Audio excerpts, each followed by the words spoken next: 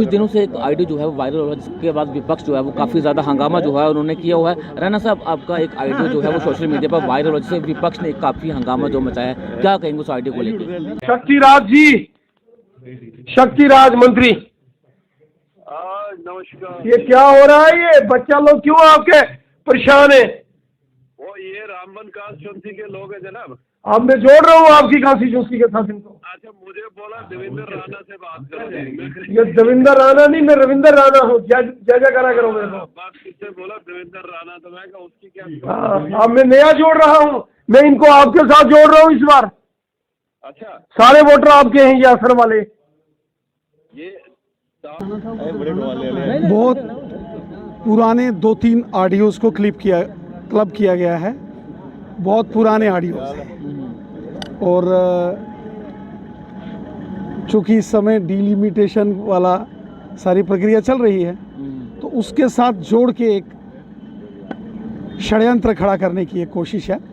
और जिस तरीके से उसको प्रोजेक्ट किया जा रहा है, वो इसको बिला वजह इस मामले में इसको एक इशू आउट ऑफ इशू एक बनाने की कोशिश है। बाकी कितना पुराना आईडी हुआ है इसमें? मुझे लगता है कि 7-8 महीने पहले कहीं असर के क्षेत्र के मेरे कार्यकर्ता आए।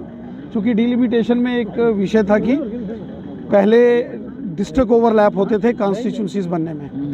जैसे असर का एरिया है तो उसका डिस्ट्रिक्ट डोडा है, लेकिन कॉन्स्टिट्यूंसी रामबन थी। तो उसमें असर के कार्यकर्ता आए कि डिलिमिटेशन कमीशन ने एक नोटिफिकेशन जारी की है कि डिस्ट्रिक्ट ओवरलैप नहीं होंगे, तो असर कहाँ जाएगा।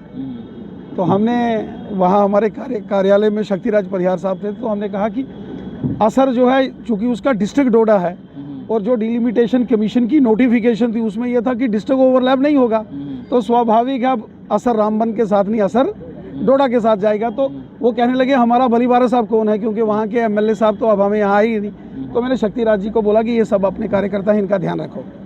तो ये क्षेत्र जो है ये अब डोडा के साथ है। हालांकि वो अब इस डिलिमिटेशन की रिपोर्ट में वो डोडा के साथ नहीं गया है, वो वेस्टर्न डोडा की एक सीट बनी है। तो इस आईडी में ये भी कहा गया देवेंद्र सिंह राणा की क्या औकात है जो इस तरह की बात? ऐसा नहीं है।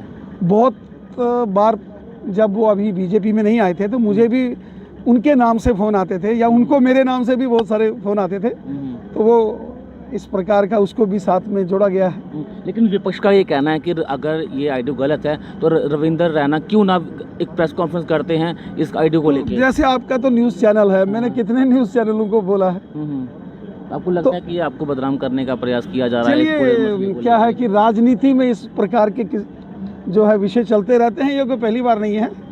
बहुत बार यहाँ लोग प्रधानमंत्री जी के ऑडियोज और वीडियोज आपस में क्लब करके एक इशू बना देते हैं। ठीक है, तो युवाओं के लिए क्या कहोगे? क्योंकि बॉर्डर बटालियन के युवा जो है वो सड़कों पर किस तरह से उनके साथ बर्बादी की, किस तरह से उन्हें मारा गया, आपने वो वीडियो देखी? बॉर्डर बटालियन के जितने युवा हैं उनको लेकर हमने लेफ्टिनेंट गवर्नर साहब से 2-3 बार बात की है।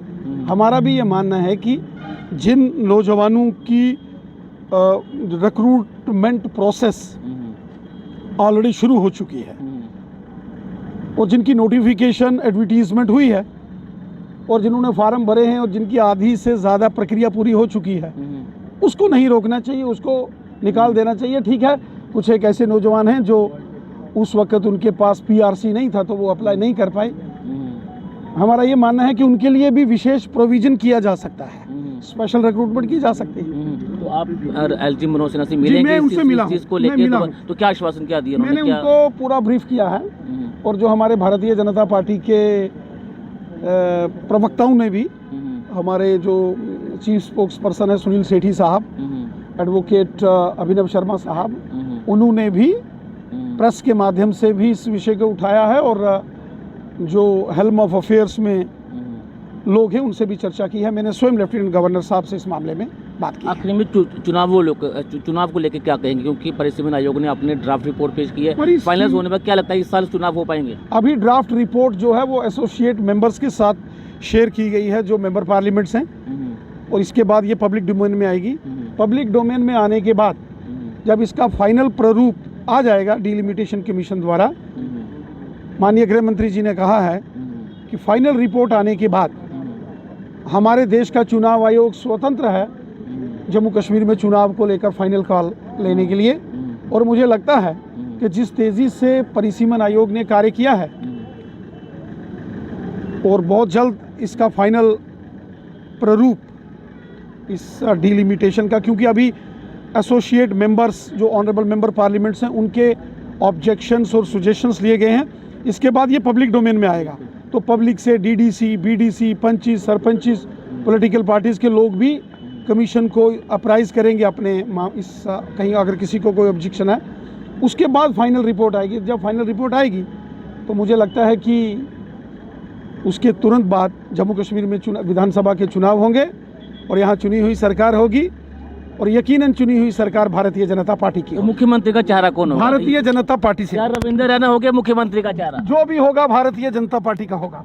जम्मू कश्मीर के मुद्दों को लेकर आज हमने रविंद्र रैना जी से बातचीत की और जिस तरह से एक ऑडियो रविंद्र रैना जी का काफ़ी ज़्यादा वायरल हो रहा है, उसके बाद इन्होंने इस चीज़ पर सफाई दी है कि जो वो ऑडियो जो वायरल हुआ है वो गलत तरीके से पेश किया गया और ये ऑडियो जो है वो 8 महीने पुराना ऑडियो है।